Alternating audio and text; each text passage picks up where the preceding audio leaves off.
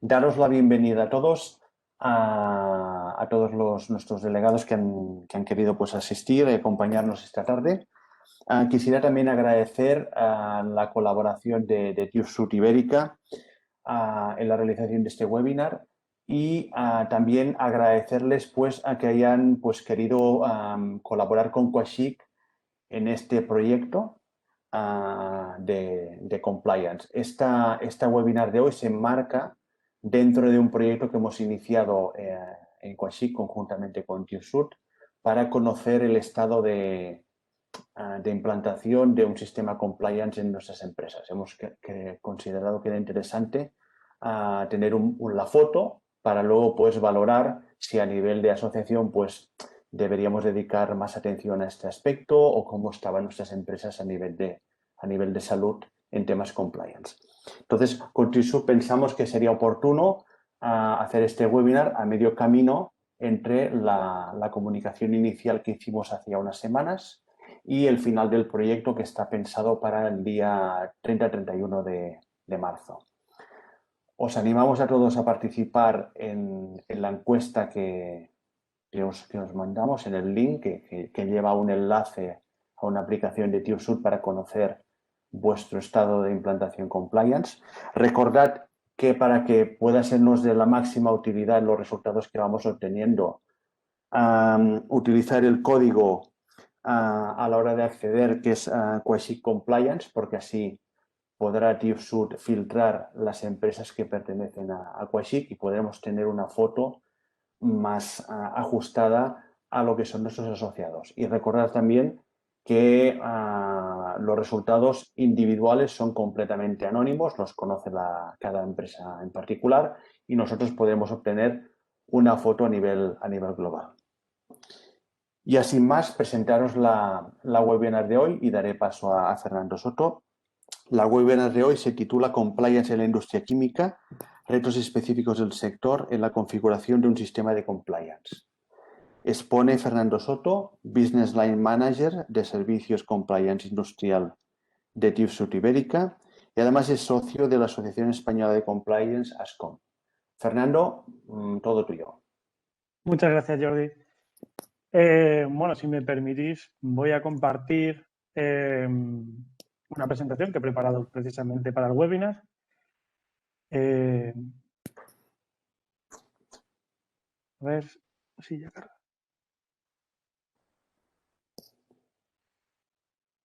Muy bien.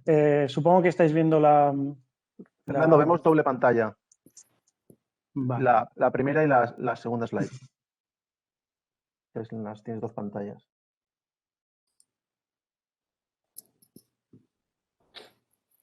¿Ahora?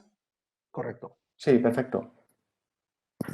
Muy bien, pues nada, lo primero agradecer esta oportunidad también a Quashic para simplemente acercaros un poco más qué es esto de compliance, por qué su relevancia actual, ¿no? Y un poco en qué estado se encuentra este proyecto que como adelantaba Jordi, en qué estado se encuentra el sector químico, farmaquímico, bueno, todos los que se pueden englobar dentro de lo que es la asociación. Por lo que, si os parece, antes de empezar, aunque probablemente ya nos conozcáis, hacer un muy breve recordatorio de quiénes somos. TÜV en el mundo, pues como veis, estamos repartidos prácticamente en todo el mundo, con expertos, tenemos una base de expertos muy, muy grande aquí en España. Y nada, lo que me gustaría destacar de nuestra experiencia es que de un tiempo a esta parte, de aproximadamente ahora unos 3 años, que como veréis no es casual, un poco estudiando la evolución de las empresas, la evolución de las demandas, que nosotros siempre hemos partido de una digamos, una dirección muy enfocada en la industria y fuimos descubriendo una serie de demandas, de necesidades que, bueno, pues que se han materializado, entre otras cosas, en el mundo del compliance, ¿no? Al igual que por ejemplo, en los objetivos de desarrollo sostenible, responsabilidad social empresarial, que como veremos está todo bastante entrelazado. También es cierto que este cambio vino también empujado, en España al menos, con la irrupción del compliance, con la modificación del Código Penal en 2010. En 2015 se concretó exactamente qué se necesitaba para evadir o evitar, mejor dicho, la responsabilidad penal de la persona jurídica, que es un poco, al final, el aliciente originario en España al menos del mundo de compliance. Y parece que de la mano de la formulación de unos estándares, tanto internacionales como es la ISO 37001, como la UNE 19601 en España, que tuvieron lugar en 2017, ambas. Entonces, bueno, todo esto nos ha hecho pensar, a evolucionar un poco qué es lo que está demandando el sector también. Y bueno, y especialmente en este año nos estamos centrando también mucho en los objetivos de desarrollo sostenible y de hecho animamos a todos los que quieran participar a compartir su experiencia, pues a compartirla con nosotros mediante un blog que tenemos de compliance. Dicho esto, ahora sí, vamos a centrarnos un poco más en compliance. Lo primero que me viene a la cabeza, bueno, antes que nada, indicar que probablemente de todo esto ya estaréis cansados de escuchar muchas charlas, formación, seguro de todos estos temas, porque, bueno, ya deja de ser algo nuevo, sino que es algo que empieza a coger cierta madurez. Pero bueno, aún así vamos a recordar qué es compliance y su importancia. Un punto clave que yo creo que no siempre se destaca es la diferencia con la defensa legal o la defensa jurídica. Y luego ya vamos a profundizar un poco en los retos específicos que tiene la industria química. Vamos a jugar, vamos a hacer unos supuestos prácticos. Aquí pediré que de alguna manera participéis. Y por último vamos a ver los resultados hasta la fecha del sector, es decir, de Quasic en el proyecto que anunciábamos antes. Pues primera parada, ¿qué es compliance? Bueno, pues como podéis ver en la... por supuesto, si alguien tiene alguna duda, me quiere interrumpir sin ningún problema, preguntad sin ningún tipo de reparo. Bueno, como decía, la primera parada es ¿qué es el compliance? El compliance no es solo un tema legal, no es valorar a qué nivel estamos cumpliendo, valga la redundancia. De hecho, se puede interpretar como un falso amigo con la traducción literal, porque no es estrictamente cumplimiento legal, es algo más. Es valorar desde la ética y la sensibilización de toda la empresa qué estamos haciendo para no solo cumplir la ley, sino llegar a entender cómo nos está afectando y cómo podemos prevenirlo, ¿vale? Podemos agruparlo en grandes bloques. Compliance es gestión de riesgos, es también sostenibilidad social, es prevención de delitos, como he dicho, es ética y sensibilización, que puede ser el motor principal de todo esto. Es nuestra relación con stakeholders, es decir, con nuestros proveedores, con nuestros clientes, con todos los que se puedan interesar de alguna manera con nuestra empresa. Es también sostenibilidad ambiental y, por supuesto, es la integración con la tecnología. Tenemos que estar al día con todo esto, ¿no? Entonces, por poner algún ejemplo, la gestión de riesgos es el motor principal, digamos, de un sistema de compliance porque, digamos que es el que nos va a ayudar a priorizar en qué debemos enfocarnos principalmente. En función del riesgo debemos enfocar mayor o menor recursos para corregir lo que esté mal o para potenciar lo que esté bien.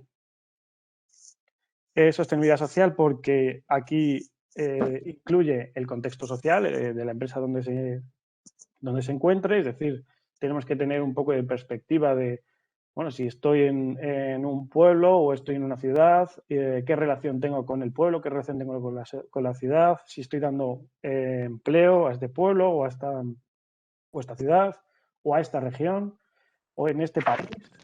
Tenemos que tener un poco todo este tipo de contextos en cuenta, de la misma forma que tenemos que tener en cuenta, por ejemplo, criterios como que ahora, desde luego, siempre han sido muy importantes, pero ahora están cada vez más en boca, que son los relativos con perspectiva de género, igualdad. es prevención de delitos. Esto es importante porque es un sistema preventivo, no reactivo, y debemos tener en cuenta que se deben incluir elementos de control y alarma. La ética y la sensibilización como núcleo transversal, es decir, al final son los principios y valores que deben de estar claros para toda la organización. La relación con los stakeholders, como he dicho, pues al final es la cadena de suministro, son los socios de negocio, incluso los inversores, los clientes, un poco el mundo en el que nos movemos, ¿no? Las relaciones con cualquiera que participe, digamos, en nuestra organización. Es sostenibilidad ambiental, hay que conocer el contexto ambiental en el que está nuestra empresa, y esto incluye pues las demandas que como sabéis, probablemente son cada vez más exigentes y responden también a una demanda de precisamente la sociedad, como decíamos antes, ¿no? Entonces está todo integrado, pero no solo es esto, sino que es un elemento vivo que incluye también la integración tecnológica. Aquí debemos tener presente todos los cambios que pueden derivar no solo en normas legislativas, por así decirlo, no solo en el derecho puro y duro, sino también en los nuevos escenarios que se pueden producir a raíz precisamente de la evolución tecnológica, de la industria 4.0, de los nuevos escenarios que puede producir, pues por ejemplo, si yo automatizo completamente mi planta, probablemente existan unos riesgos que antes no contemplaba, derivados de precisamente de esta integración tecnológica, ¿no? Pues cómo se tienen que compartir los datos, qué tipo de seguridad informática estoy aplicando, si entra en riesgo, por ejemplo, un ataque de alguien que quiera hacerme daño en mi planta, ¿no? A través de la informática. Bueno, pues todos estos riesgos que de una u otra manera nos pueden afectar es en lo que se centra compliance. Quiero destacar esto porque, como he dicho, el motor principal en España fue el cambio del Código Penal y es verdad que es una parte importante, es una de las partes más importantes la prevención de delitos, pero compliance va mucho más allá que simplemente la prevención del delito, ¿vale? De hecho, muchas veces cuando hablamos de un delito, no en todos, porque por ejemplo si hablamos de soborno, pues está claro que es soborno, ¿no? Pero si hablamos de un delito, por ejemplo, contra el medio ambiente, a lo mejor es un tema de cantidad, es lo que cambia que sea un delito o no, o de si hemos tenido la suficiencia diligencia debida para prevenir este tipo de actuaciones, ¿no? Cuando hablamos de cantidades y demás, si no tenemos presente la legislación al completo o los riesgos al completo que engloban una empresa, muy probablemente estemos en riesgo de primero cometer una ilegalidad y después de cometer un delito, ¿vale? Por eso esta importancia. Primero hay que intentar hacerlo todo bien y luego ya restringir. Como mínimo no podemos pasar de esta línea roja. En cualquier caso, es una primera aproximación de lo que es el compliance. ¿Cuál es la diferencia entonces con la defensa legal y jurídica? Bueno, pues al final hemos visto que al final dentro de lo que es el abanico de compliance cae un montón de legislación sectorial, por ejemplo, el derecho de los trabajadores o de seguridad y salud, derecho de medio ambiente, incluso normas de calidad, ¿no? Normas económicas y tributarias, evidentemente. Todo esto, al final, hay en la mayoría de los puntos, de las áreas transversales, perdón, de las áreas sectoriales que estamos valorando aquí, pueden derivar por un tema de cantidades o de falta de previsión en un delito, ¿vale? En lo que ya se correspondería con el derecho penal. En este sentido, pues se puede decir que, bueno, a partir de aquí es más o menos similar. Pero entonces, ¿cuál es la diferencia principal? Bueno, pues el compliance es un sistema preventivo. En cambio, la defensa legal es una actuación principalmente reactiva. Esto significa, el compliance está pensado para que no se produzca algo o para que se pueda corregir antes de que sea un problema, por así decirlo. En cambio, la defensa legal es cuando alguien nos demanda, cuando alguien nos presenta un problema legal, cómo reaccionamos, cómo defendemos, ¿no? Además, el enfoque, que desde mi punto de vista es el más importante, el enfoque del compliance es de defensa de terceros frente a la empresa. Ahora lo explicaré, porque puede sonar un poco confuso. En cambio, la defensa legal es siempre defensa de la empresa frente a terceros. ¿Por qué decimos que el compliance es la defensa de terceros frente a la empresa? Porque estableces mecanismos de protección precisamente para las personas, sean jurídicas o físicas, que puedan presentar un problema para la empresa. ¿Por qué esta defensa? Porque estamos, recordemos, previendo un posible daño. Esto es, por ejemplo, establecemos podemos establecer que, por ejemplo, en protección de datos, consideramos necesario incluir a un Data Protection Officer, es decir, a un oficial que se encargue de la protección de datos de los consumidores, por ejemplo, porque, bueno, tenemos mucho movimiento de datos personales y que puede acarrear un problema. Esto es un movimiento preventivo. En cambio, la defensa legal lo que haría es, si no es estrictamente necesario, no pongo un Data Protection Officer. Y si me ponen una demanda, pues entonces actuaré defendiendo que he actuado bajo las condiciones que me ampara la ley. Como veis, es un cambio de paradigma. No se trata de que sea completamente distinto, ¿vale? Pero es el enfoque distinto. Igual que ponemos en compliance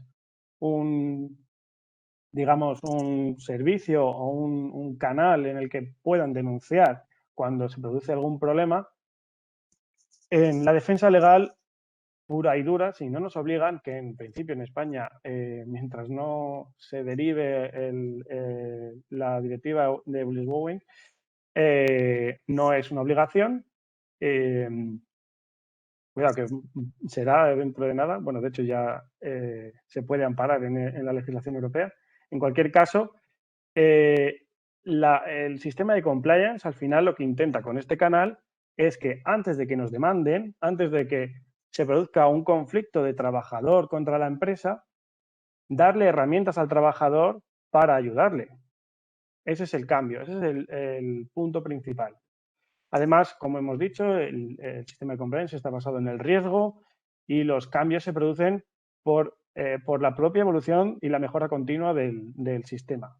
Además, como hemos visto, la ética es el motor principal, la comunicación es una herramienta esencial para que afecte a todos los empleados y evoluciona, como hemos dicho, con la mejora continua y con nuevos inputs que veremos. Muy bien, pues vamos a hacer un pequeño parón. No un parón, sino que ahora voy a pedir que me ayudéis a decidir cuál sería, desde vuestro punto de vista, la mejor actuación en este sentido. Leo el caso. El director de Recursos Humanos está de enhorabuena, porque está a punto de conseguir el objetivo de 0 accidentes en el cierre del año 2021. Todo el departamento, incluido él, están muy contentos, puesto que una parte del bonus de todos los empleados depende de la consecución del objetivo, siendo él, evidentemente, el principal beneficiado. No obstante, a punto de cerrar el año, se entera de que ha acontecido un pequeño accidente en el que un trabajador perdió un diente. ¿Qué debería hacer? Os animo a participar. ¿Alguien se anima? Sí, o sí, reportarlo. ¿Dónde? Vale. Reportarlo, estás hablando con personal de seguridad, o sea. Claro. Dios me libre. Efectivamente. Si no lo reportas, le quitas a este trabajador todos sus derechos de atención médica en el momento y en el futuro, y eso es impensable. Exacto. ¿Y qué me diríais si en vez de tener un accidente tiene un pequeño incidente que también puede afectar al bonus? ¿También lo reportaríais? O bueno, es un incidente. Bueno, aquí Si no. tendríamos que barajar las cartas. Bueno, en cualquier caso, lo que estamos viendo aquí es un tema ético puro y duro, ¿no? Es al final poner en una balanza la seguridad de los trabajadores o el beneficio económico, aunque sea para todos, es un es como se puede entender un falso dilema ético, porque al final lo que está claro es que puede desembocar este accidente o este incidente no reportado podría ser muchísimo más grave y entonces no estaríamos hablando de que un trabajador ha perdido un diente, ¿no? Sino que a lo mejor estamos hablando de que podría perder incluso la vida. Bueno, como veis, esto engloba muchos departamentos, no solo el Departamento de Seguridad y Salud, pero es uno bastante clave en según qué puntos, digamos, del compliance. Otro supuesto práctico, tras un año bastante nefasto a nivel productividad, por fin las ventas están creciendo y la producción va viento, digamos. Como responsable de producción, recibes una advertencia del Departamento de Medio Ambiente en el que informan de que se debe parar la producción debido a un incremento en la concentración de un contaminante peligroso en vertido de aguas superficiales. Parece que es debido a una pequeña fuga en una tubería que de momento no afecta ni a la calidad ni a la cantidad de la producción. Como responsable, informas al gerente de la planta, quien te indica que si se paraliza la producción, no se llega al mínimo de ventas necesario para mantener la planta con todos los trabajadores y por tanto habría que despedir. Por lo que te pide continuar produciendo hasta cerrar el mes, posponiendo la reparación. ¿Qué creéis que sería lo más ético?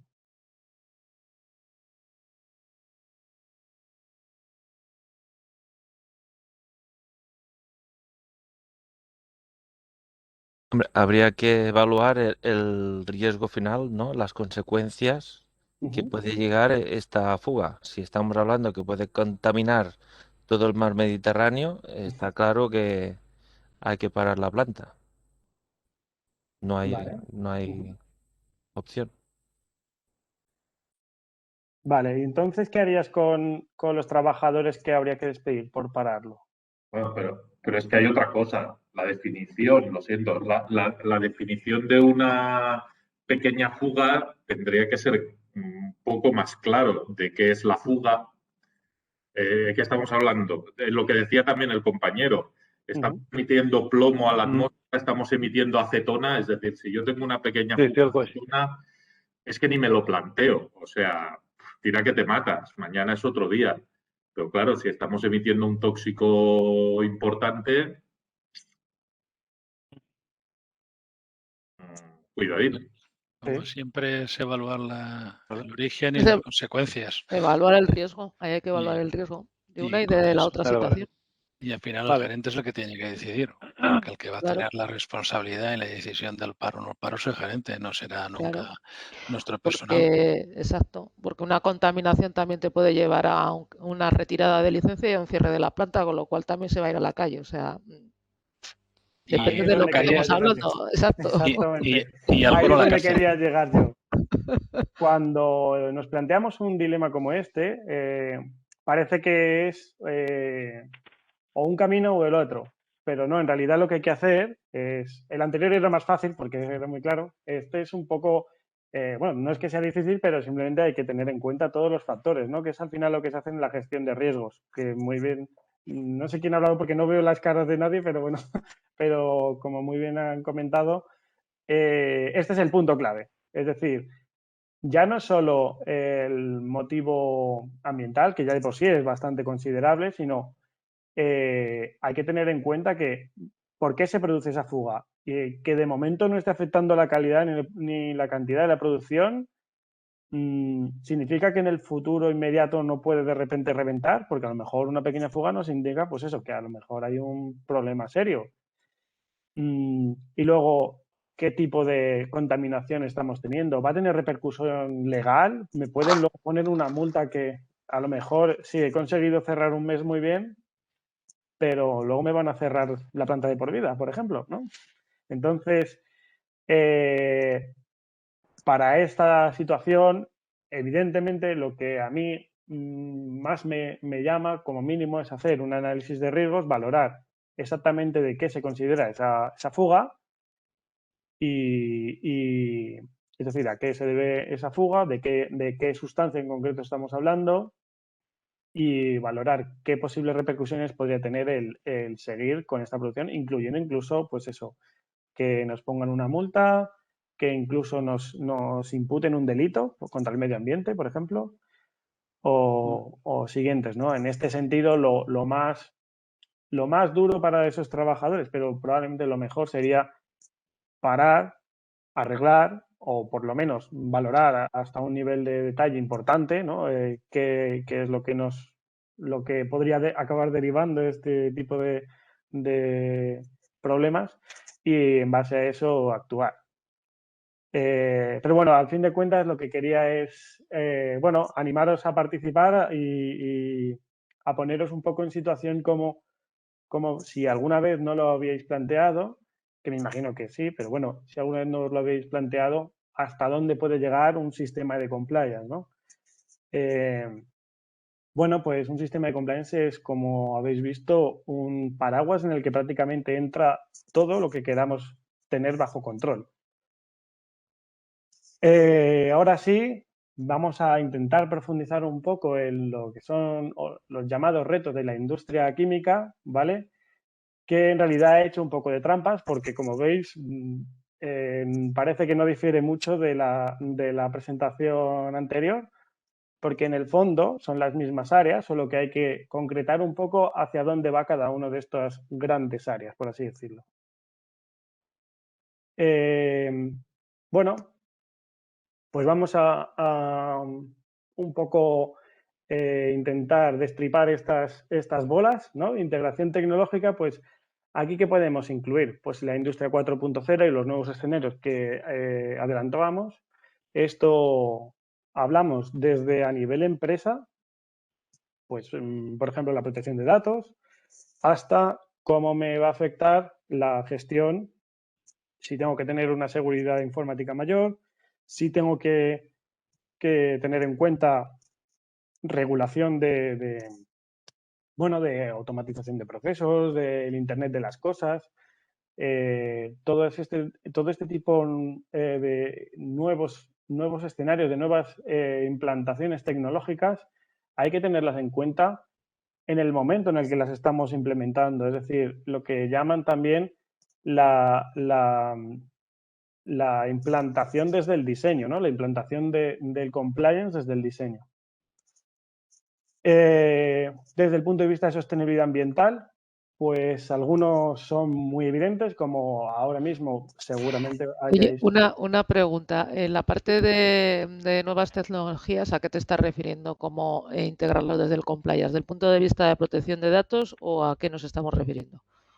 Por ejemplo, la protección de datos, pero aquí no solo protección de datos, sino que, bueno, como sabéis, hay muchas, digamos, nuevas tecnologías, nuevas plataformas de integración digamos, de cualquier tipo de diseño en los que podría, de alguna manera, estar influenciado por el derecho o por la legislación que le pueda ser de aplicación. Por supuesto, una parte muy importante es la protección de datos, ¿vale? Pero también estamos hablando de la conectividad de las máquinas entre sí. Si estamos hablando de, por ejemplo, integrar metodologías o incluso, por ejemplo, si estamos hablando de nuevas técnicas en la producción mismamente dicho, si tienen algún tipo de restricción legal o incluso restricción en el comercio, por ejemplo, aunque eso, como veremos, está más relacionado con los stakeholders, bueno, pues es un poco todo esto, ¿no? Por ejemplo, si se necesita una plataforma estamos hablando, recordemos, que esto al final está relacionado con la gestión de riesgos, no solo con la legislación. Entonces, aquí hay unos riesgos evidentes, como puede ser que si establecemos que nuestra planta se automatice al 90%, probablemente necesitaremos tener conexión por Wi-Fi de todos los aparatos con, bueno, todas las instalaciones y demás. Y claro, aquí hay un riesgo evidente que es el hecho de ¿y qué pasa si alguien se intenta conectar a mi red y me lo destruye, ¿no? Pero Bueno, esos pues temas de security irían más con tema de evaluación de riesgos que habías puesto tú antes, ¿no? bueno, al final la gestión de riesgos es como transversal a todas las áreas, ¿no? Entonces, bueno, de cada punto de cada punto, pues iremos destacando los más, valga la redundancia, los más importantes, ¿no? Pero sí, evidentemente, claro, va relacionado con la gestión de riesgos. En cualquier caso, continúo con la sostenibilidad ambiental. La industria química, evidentemente, tiene una relevancia muy importante, todo lo que tiene que ver con el área medio ambiente, además de este tipo digamos, de protección legal que tiene.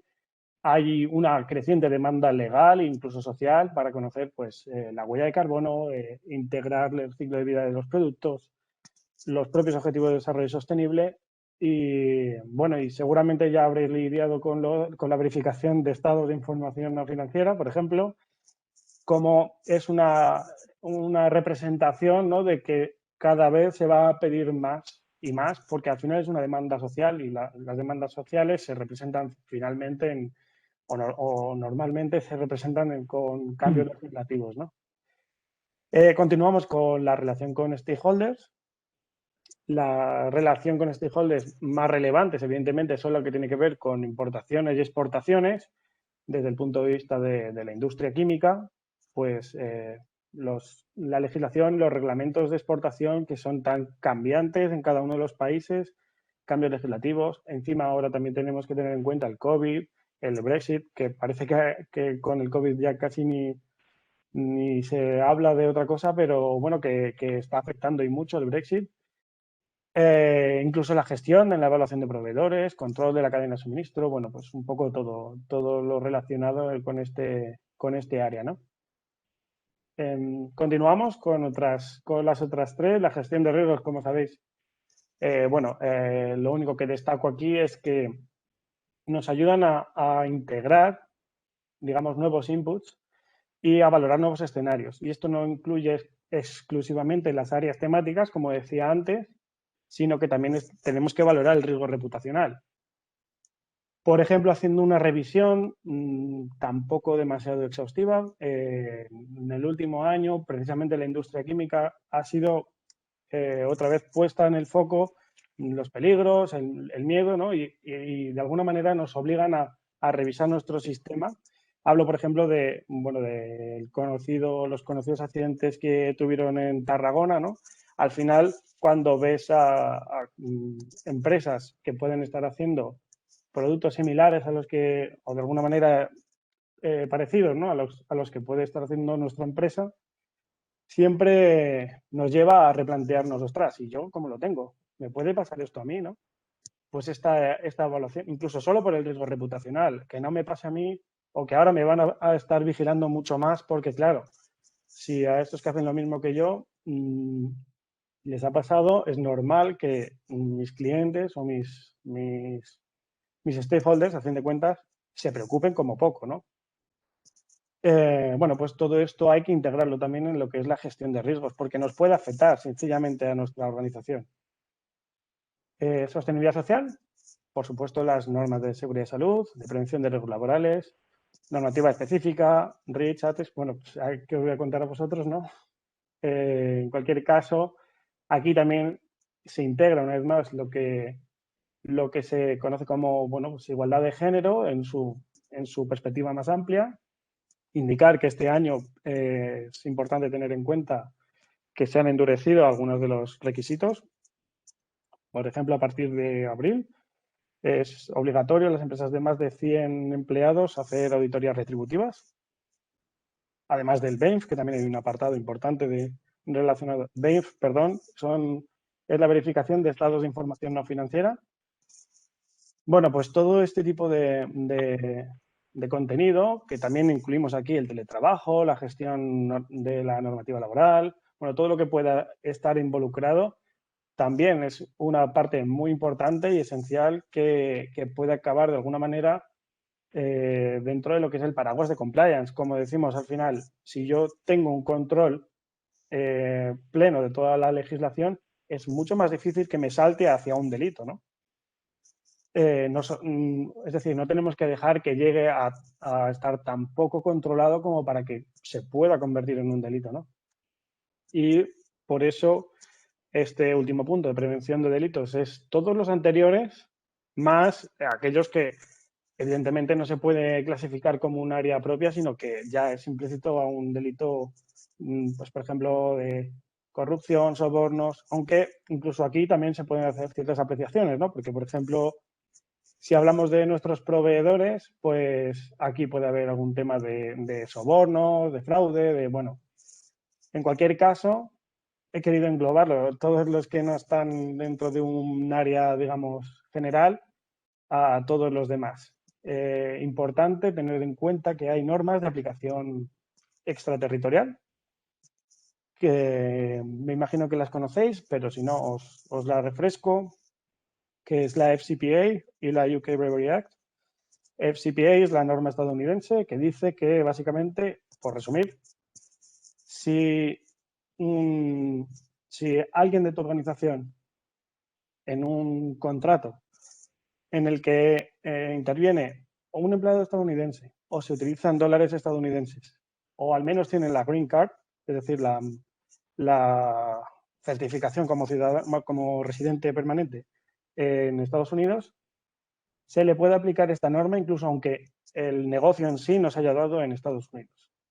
Y algo similar dice la UK Bribery Act, solo que evidentemente de Reino Unido, ¿no? Es importante porque estamos hablando de corrupción en los negocios, ¿vale? Pero al final esta aplicación extraterritorial nos puede afectar, por ejemplo, si tenemos una filial y no la tenemos bajo control, ¿vale? Todo este tipo de normativa de aplicación extraterritorial es muy importante al menos tenerla controlada. Si tenemos negocios de este tipo, claro, si tenemos negocios fuera de, vamos, en Estados Unidos o que se negocie con dólares americanos. Muy bien, pues ahora sí pasamos a los resultados del sector. Primer apunte, decir que, bueno, no hemos recibido muchos códigos de QASIC/compliance. No obstante, es decir, la apreciación que quiero hacer es, hemos recibido muchos nuevas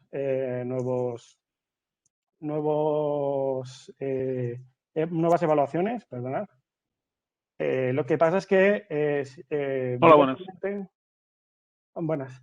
Directamente en tipo de compañía, cuando había que elegir empresa o asociación, para que nosotros podamos reconocer el código, tenéis que marcar asociación y luego escribir el código. Si no, nos piden el código y lo podéis hacer de forma completamente anónima, pero sin que podamos reconocer directamente. Entonces, ¿qué hemos hecho?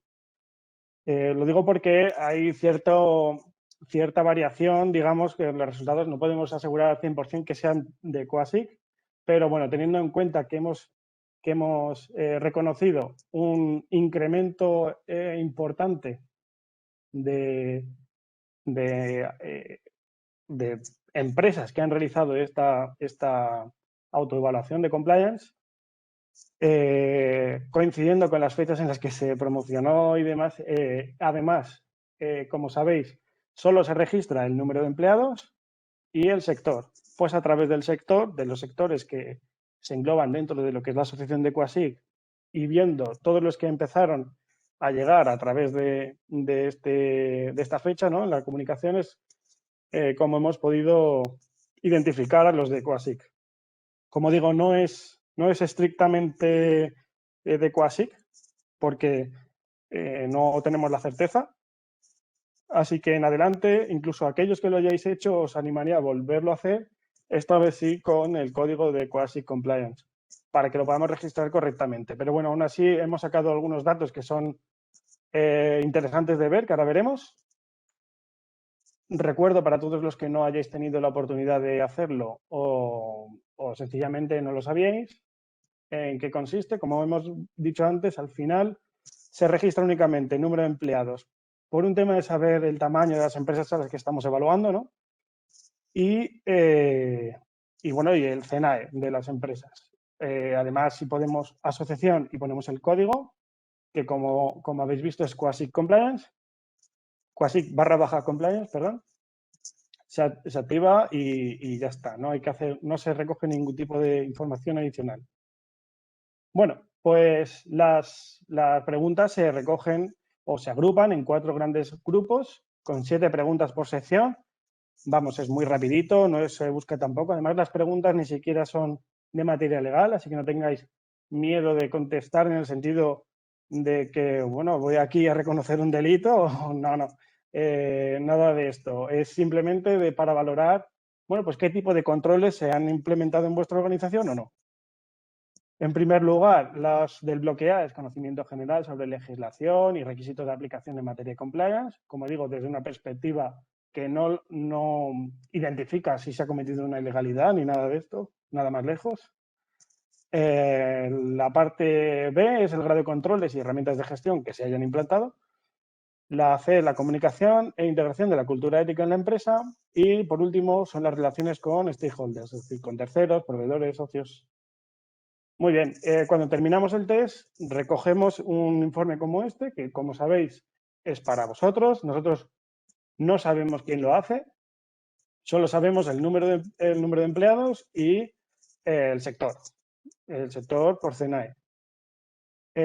Lo recibís en el momento, ni siquiera tenéis que esperar a que se analice, no, está ya programado para hacerlo. Evidentemente, tened en cuenta que esto no es una auditoría, no es un servicio completo de compliance, pero en cambio es una herramienta bastante buena para, bueno, de alguna manera tener un poco de conciencia de qué tal voy, ¿no?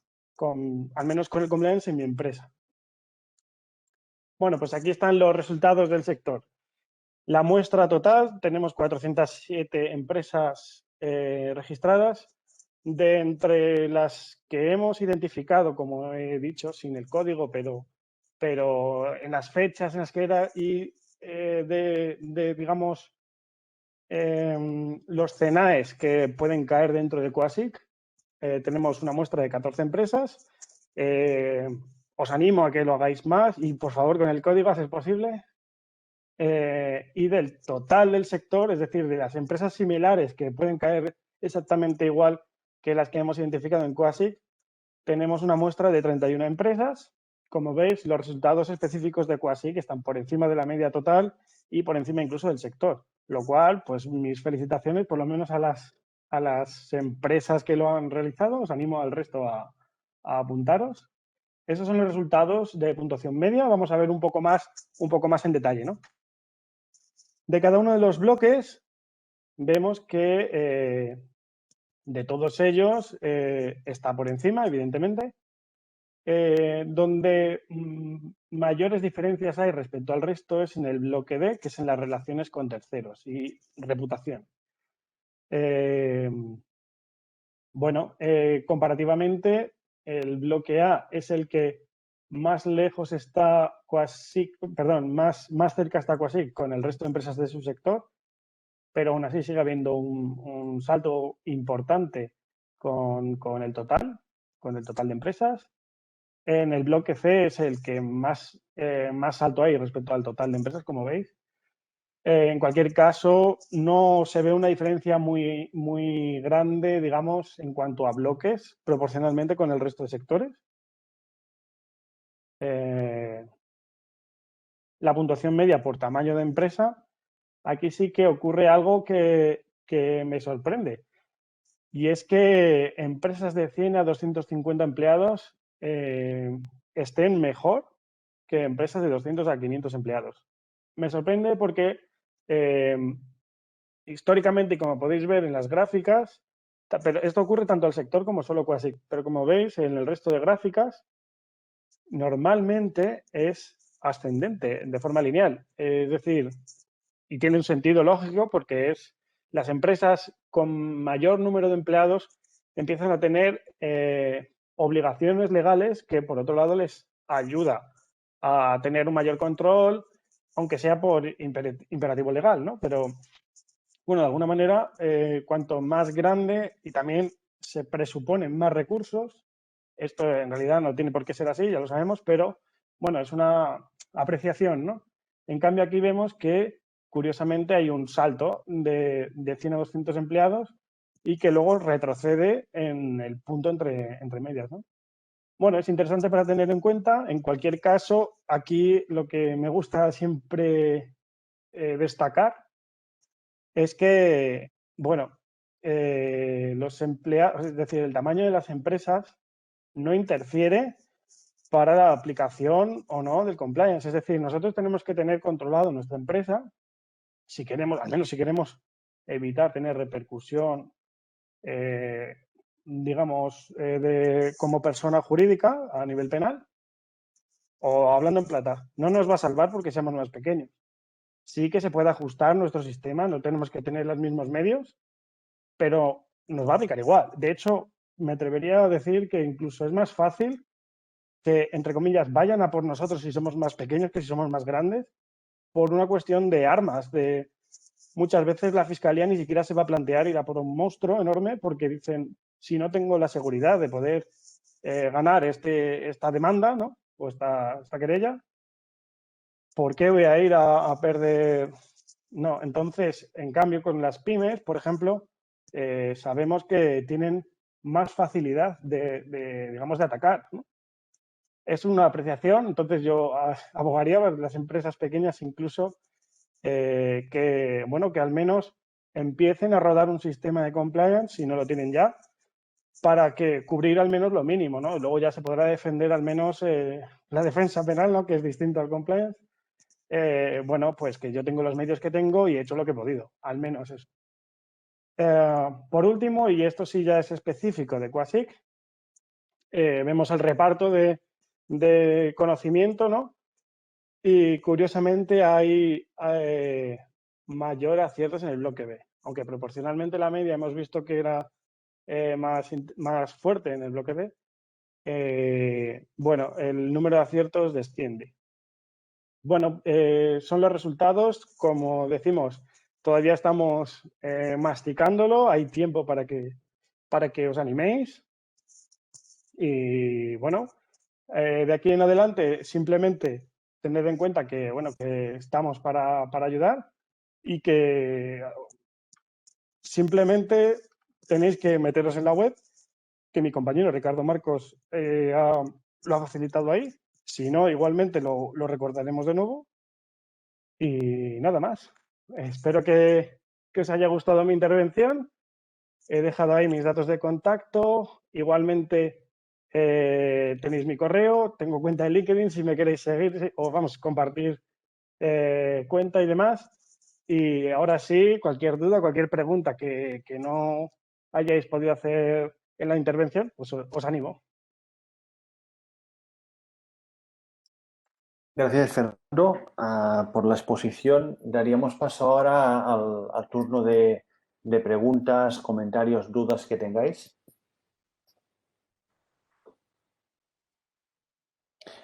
Fernando, me ha parecido ver en el gráfico donde comparabas por tamaño de empresa, ¿Sí? que sí que es verdad que igual lo has comentado, pero igual yo no lo he entendido, o no lo he escuchado. Sí. Que sí que en lo que es QASIC y lo que entiendo que es el sector, o sea, otras empresas químicas que no son de QASIC, sí que se ve esta relación que tú dices, de que hay una bajada en el margen de 250-500, pero en cambio si miramos el total, quizás porque se suman de otros sectores, sí que parece que hay una tendencia que sea lógica, ¿no? Que a medida que va aumentando el tamaño, aumenta la puntuación. Eso es. Sí, es lo que comentaba, que al final me ha sorprendido porque la tendencia, incluso en otros, bueno, como comprenderéis, hemos hecho un ejercicio similar al que estamos haciendo ahora en otras asociaciones y mantenido la misma lógica, ¿no? Pues según va creciendo el tamaño de la empresa, pues parece que tienen mejores resultados, por el motivo que sea, porque a lo mejor tienen más recursos o pueden destinar más personal para ello, lo que sea. Y aquí este salto sí que me ha sorprendido, pero sí, la tendencia general es esta y aquí supongo que dependerá también de la muestra, ¿no? Todavía quizás tenemos una muestra un poco reducida para tener una apreciación más global. Al final tenemos 14 empresas, pero bueno, a medio camino, por así decirlo, estos son los resultados. Y bueno, me sorprende. Puede también que sea derivado a que muchas veces son filiales que tenemos aquí y a lo mejor les aplica legislación, iba a decir, normativa o el sistema de compliance a lo mejor bueno, de la matriz, que a lo mejor viene de otro país o, como digo, en España solo es una filial y por tanto se ha analizado estos resultados desde la empresa que lo realiza, ¿no? Entonces, yo creo que en parte puede ser por explicación también. Ok.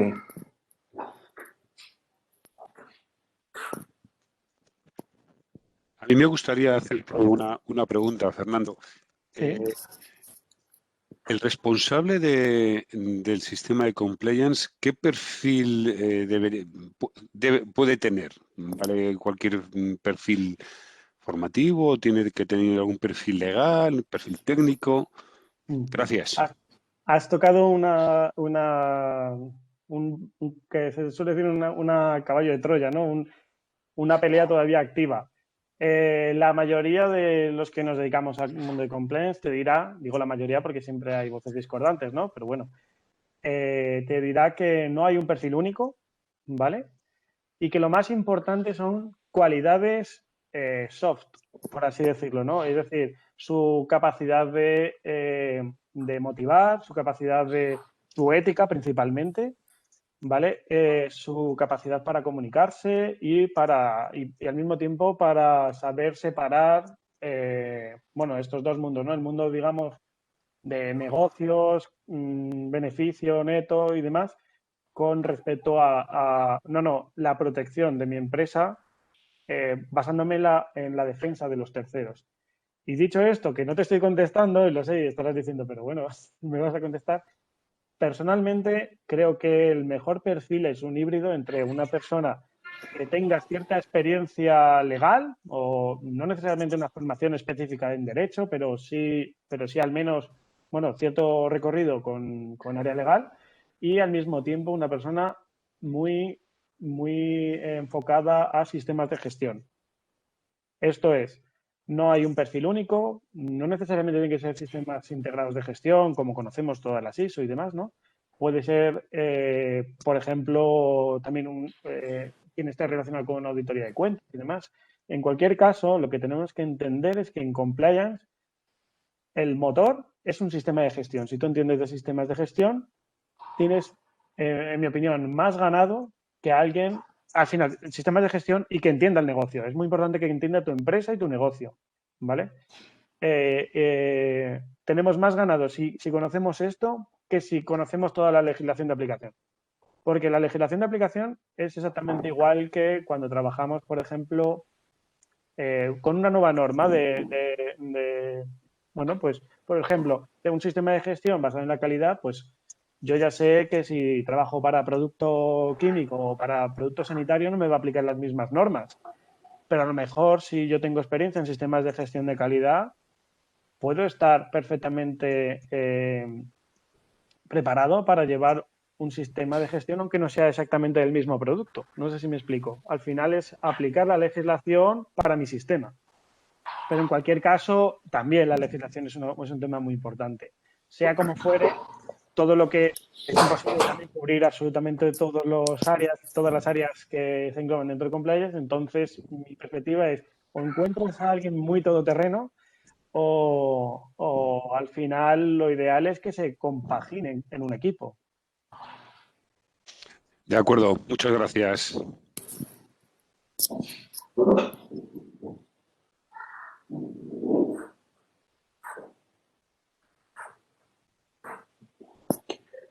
Bien, no sé si tenemos más preguntas.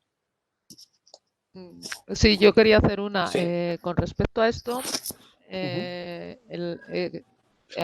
digamos, tomando el comentario que estabas diciendo, es habitual en las compañías que toda la parte que tenía o de auditoría interna, digamos, se haya hecho cargo de este área, ¿no? ¿Esto es correcto o cómo lo ves?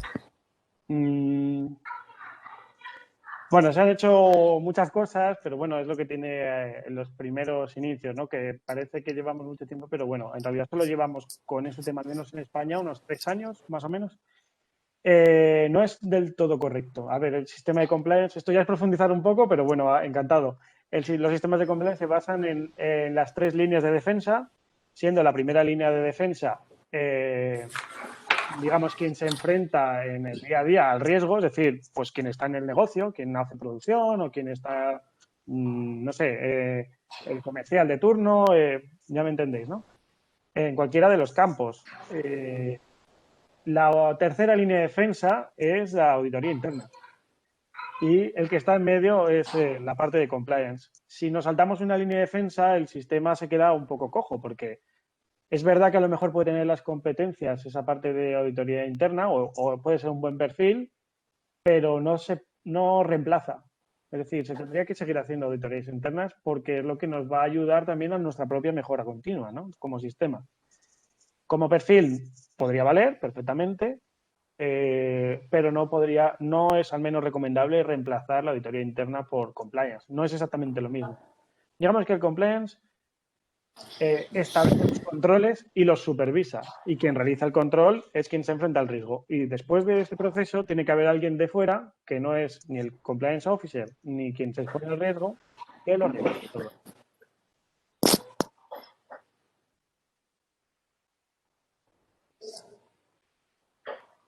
No sé si he respondido a tu pregunta como querías o... Sí, bueno, más o menos, sí. O sea, te estás hablando que de la segunda línea de defensa, que sería la parte de aseguramiento, ¿no? De quality control, y sería la parte de compliance. Sí, por ejemplo, en un sistema de gestión de calidad, por ejemplo, sería un símil parecido, exacto. Es supervisión de que se está haciendo bien, por así decirlo. Por eso un buen perfil también puede ser alguien involucrado con el sistema de calidad. Lo que pasa es que, claro, pongas a quien pongas, muy difícil es que cubra todo el amplio espectro que puede ser todo el área de compliance, ¿no? Pero bueno, en cualquier caso, siempre se puede suplir con ayuda interna o externa.